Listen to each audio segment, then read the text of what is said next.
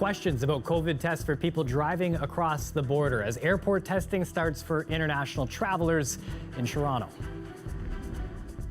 More areas of Windsor set for an upgrade. Businesses excited, but council still needs to find the money.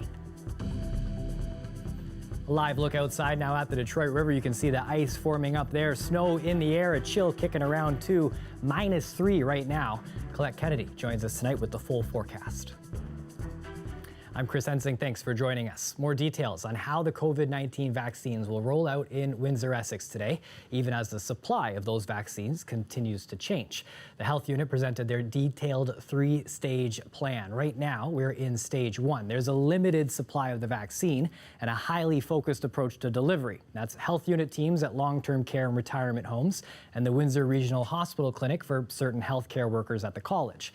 Now, when Windsor Essex has more vaccine than needed for stage 1, we enter stage 2. That's when pharmacists, primary care providers like your doctor start to jump on board. They're still prioritizing those shots in stage 2. Vulnerable groups that can't go to a site are going to top that list. And it's also when farm workers would start to see shots at an immunization clinic, for example. Now, when supply is readily available, Windsor Essex is going to move to stage 3, and that's when you get in that mass vaccination zone. Anyone who wants a vaccine gets a vaccine, but we aren't there yet. We're still in stage 1, trying to vaccinate long-term care homes, high-risk retirement homes, and hoping to get second shots in arms this week. Healthcare workers are in that priority zone too. The health unit does say that the next priority groups will be adults with chronic home care and seniors 75 or over. But again, we're not there yet. Dr. Wajid Ahmed says the big holdup right now is the supply of the vaccine. We do have the capacity all the way from vaccinating even more than like 10,000 people a day. So that's the capacity that we can hit if we were told that, this is the supply that you're getting, make it happen. With using all these infrastructure and resources that we have available, we can easily accomplish that as soon as we get the go ahead and, just put everything in full gear. Now, the federal government has plans to require COVID-19 testing for anyone coming into Canada from the United States. A big deal for a border city like ours, as thousands of people cross into Detroit and back into Windsor every day. CBC's Dan Takema joins us now live. Dan, what are the government's plans for this new wave of testing? Well, Chris, right now there are more questions and confusion than answers. The federal government has announced plans to require a COVID-19 test 72 hours before people enter the country by land. But there's no specific date for when tests will begin, and little information about what exactly testing will look like. Now, that's creating uncertainty for companies with employees who currently have to travel back and forth for work. One Tecumseh business owner says he doesn't see how the testing could be carried out. We don't see how that's even possible at the Windsor, Canada crossings. If you were to see how many trucks and cars and people cross on a daily basis, we don't know how that's going to work for us. So we don't understand it, and we question if there's an actual thought-through plan that has been put in place so far. The Prime Minister said Friday that Canada will begin requiring non-essential travelers to show proof of a negative test before coming into Canada by land. Today, CBSA told me the federal government is still finalizing details around who will need to be tested, but there will be some exceptions, including commercial truckers. Now, the Public Health Agency of Canada tells me more details will be shared in the coming days. So still looking for specifics on that there. Do we have any idea, though, about what land border testing could look like? Well, I spoke with an advisor from the University of Windsor's Cross-Border Institute. She thinks things won't change for essential workers, but snowbirds or other vacationers may have to be tested. She believes that in order for the system to work, the government will have to start accepting rapid tests. Would need to be able to say, we accept that rapid test, and that rapid test would be conducted. I guess it would have to be either at the Customs Immigration Plaza on the Canadian side or prior to even the crossing. And then depending on that result, that would dictate whether or not they would be allowed entry. Rapid testing is something that the Institute has been suggesting the government conduct in order to help restore mobility between the two countries. The alternative is allowing people into Canada, then testing, and having them quarantined somewhere like a hotel while awaiting for the results. In the meantime, CBSA is reminding residents that people entering Canada right now, including Canadian citizens, must quarantine for 14 days, and that optional trips for things like tourism or social visits or recreation are still prohibited. Chris? Thanks, Dan. CBC's Dan Takema live tonight. COVID-19 testing's already started for international travelers arriving at Pearson Airport. The Ontario government put new rules in place in the latest effort to help stop the new, more contagious mutations of the virus from spreading. CBC's Laura McQuillan on day one. International travellers arriving into Toronto Pearson Airport will come through these doors in the arrival hall. They'll walk down this corridor, and down at the end is where they will get their mandatory COVID-19 test. Now, we got a look behind the scenes as one of those tests took place. We also caught up with some of the travellers arriving today, and here's what they told us. It makes sense that the government want to be safe and not let sick people in and stuff, so that's fine compared to where I'm from, because we don't test at all. We're very open. There is enforcement of this new rule, a ticket of up to $750 for anyone who refuses to get the test. And extra police were on hand at the airport today to make sure everyone followed that new requirement. What all the partners here are hoping to do is gain compliance through everyone understanding this is a public health emergency. And we're satisfied the vast majority of people will do that. This new measure in Ontario comes into effect just days before new federal travel restrictions. As of Wednesday, just before midnight, travellers arriving into Canada will have to land at one of 4 airports: Calgary, Montreal, Vancouver, or here in Toronto. And the federal government has said as early as Thursday it will roll out mandatory testing at those airports, with those who get a test then having to spend up to 3 days in a hotel to quarantine while they await their results. If they get a negative test, they can head home, spend the rest of their 14-day quarantine period there. If they test positive, they will have to go to a government-run facility to quarantine. All of this aimed at stopping new coronavirus variants from entering Canada. Laura McQuillan, CBC News, Toronto. The Ford government says that when Windsor schools reopen, they will have in place the ability to do more testing for COVID-19. As for when in-class lessons will resume, the Premier is suggesting that announcement is coming within days. Queen's Park reporter Mike Crawley has the details. Back to class today for nearly 300,000 students in this province, including these kids in Ottawa. How are you feeling about coming back to school? Scared. A little scared. In-person classes have now resumed in more than half of Ontario's health units. Not so for schools in the Greater Toronto Area, Hamilton, and most places from Windsor to Barrie. For parents, kids, and teachers in those regions, no firm date given today, but a strong hint from the Premier. Our goal is to focus on getting the schools open by February the 10th. That's next Wednesday. The official word will come this Wednesday. I know the parents want the kids back in school. We want them back in school, and the kids want to get back in school. The decisions on when to reopen schools involve local medical officers of health and their provincial counterpart.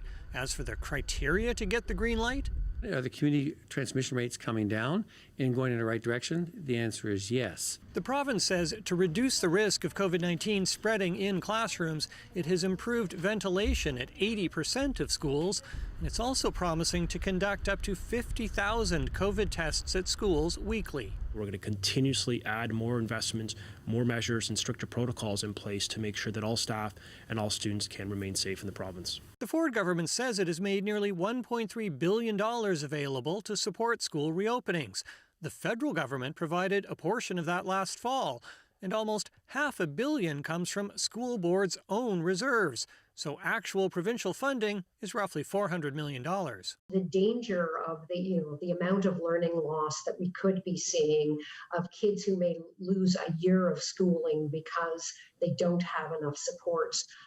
We should be spending billions and billions of dollars across the country on this. It should be seen as a national crisis. 500,000 students in this province are not coming back to in-person classes. They've opted for online-only education in the pandemic. That's roughly 1/4 of Ontario's entire school enrollment. Mike Crawley, CBC News, Toronto. Air traffic controllers at Windsor's International Airport have been given layoff notices. It comes as Windsor's control tower continues to be reviewed by NAV Canada to determine its long-term viability. And it drew strong criticism from Windsor's mayor during council today. The troubling part is, as they undertake their study was supposed to inform the possibility of changes.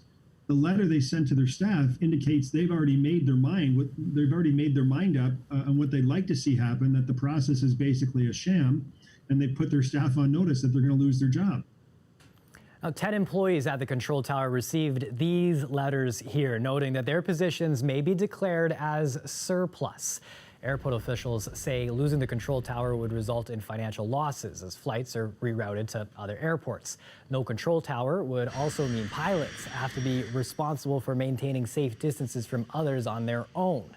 The CEO for Windsor Airport says its airspace is far more complex than many other airports due to the proximity to the United States. In 1979, we had a mid-air collision that rained debris and over the Riverside residential area. Unfortunately, there was five fatalities, 3 on one aircraft and 2 on the other. So there is a history here of an incident because of the aircraft is sort of in the zone. Mayor Dilkin chairs the YQG board, and he sent a letter of his own to the federal government asking for more transparency in NAV Canada's decision. Now, despite being in talks with the company, Dilkin says that since he's a politician, NAV Canada has prevented him from joining consultations related to the review. The company says it would rescind the layoff notices if the study determines that the control tower doesn't need to be removed.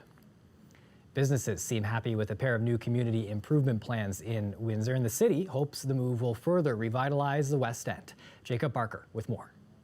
It's a step to revitalize Wyandotte Street and University Avenue West. Similar to what was undertaken in Ford City and the West End, now the city's sights are set on this area. It really is an example or a signal, if you will, to not just investors, but to the community at large and how we prioritize our main streets. Well, Constante says there are quite a few dead zones along these strips. In fact, the city says that about 25% of the commercial space is vacant and a lot of the buildings need a facelift. Well, the city is going to be providing incentives with the hopes of turning that around. We're really putting a lot of resources behind our main streets in the West End to give them a boost, to support commercial activity, to support residential development, and to support the surrounding neighborhoods in River West and Bridgeview, the University Town. And so to me, it's a big win for our community. The incentives would fund 50% of renovations to building facades up to $20,000, as well as offering tax incentives to companies that want to redevelop and rehabilitate buildings. Costante hopes to see mixed-use properties go in, with residential on top and commercial space in the bottom. I think this promotes walkability and promotes vibrant urban living. And so to me, that's ideal. While the idea is to maintain the character of the area, the wide roadways would allow for addition of trees and boulevards to enhance the area. That's what businesses need. They just need traffic. They need to be seen. They need to be like, oh, that's a cool place, never been there. George Stajic's family has owned a pizza shop on Wyandotte for the last 25 years. He thinks the area needs to be brightened and made more welcoming. You have to first welcome people in to see the area.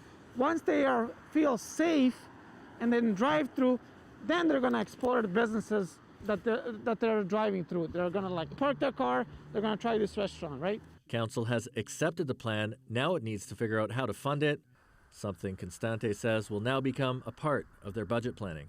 Jacob Barker, CBC News, Windsor. More and more people have been using e-transfers during the pandemic than ever before, but how secure is that process? An Edmonton woman is speaking out after losing money using an e-transfer.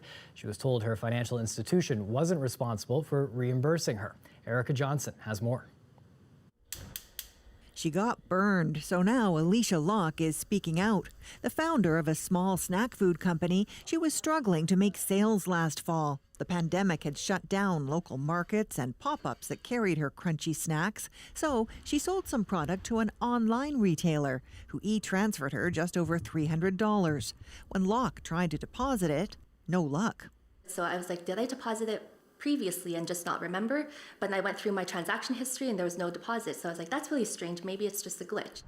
But when Locke spoke to a customer service rep at this credit union, she was told someone had intercepted the payment. Locke says she was also told the credit union had no responsibility to pay her back because e-transfer uses email outside the banking system. It's not really listed as like a riskier product to use. It's something that they offer to clients. They say it's fast, easy, and secure. It's also hugely popular. E-transfer use has skyrocketed since the start of the pandemic to an all-time monthly high of 77 million transactions by year's end, leading to calls for banks and credit unions to put clear warnings online. There can be more information around things that people can do to protect themselves generally when they go on those pages. Last year, fraudsters made off with nearly $3 million in reported losses, up almost $400,000 from the year before, and investigators consider that the tip of the iceberg. Richard Garner lost almost $600 to e-transfer fraud in November.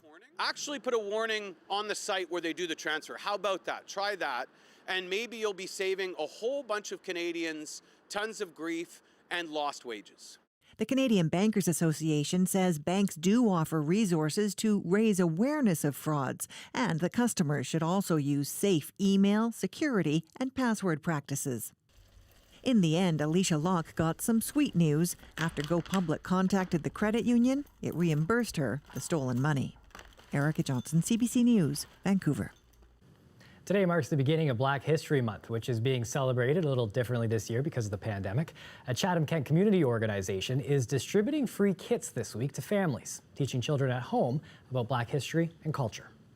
With the Black History Month boxes, we have seen quite a few organizations locally that were delivering activity boxes for their local organizations. And we thought, hey, why not us do that for Black History Month? So we posted a link just on our Facebook page, and we were so pleasantly surprised at the feedback that we received. Families could register, kids could register, parents could register for their kids. And, you know, we were really pleased to see that they went so quickly. We've done Black History Month activities in the past, and those were all in person. Unfortunately, because the current situation, we're unable to do that. So this was a great way for us to reach some youth and be able to have them included in celebrating Black History Month with us.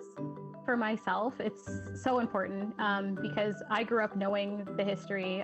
Growing up in Buxton, we always knew the history because we were told by our parents or grandparents or great-grandparents. But a lot of kids in Chatham-Kent don't have that opportunity to learn about Black history or have the opportunity to go to the site. So it's extremely important to be able to teach them about Black history. Black History Month is yes, a month, but Black history is all year round. It's 365 days. So we really feel like it's important for them to not only learn during this month, but above and beyond. A live look outside here as we enjoy the nighttime view of downtown Windsor. Colette Kennedy is going to join us up next with the look at the forecast for this week.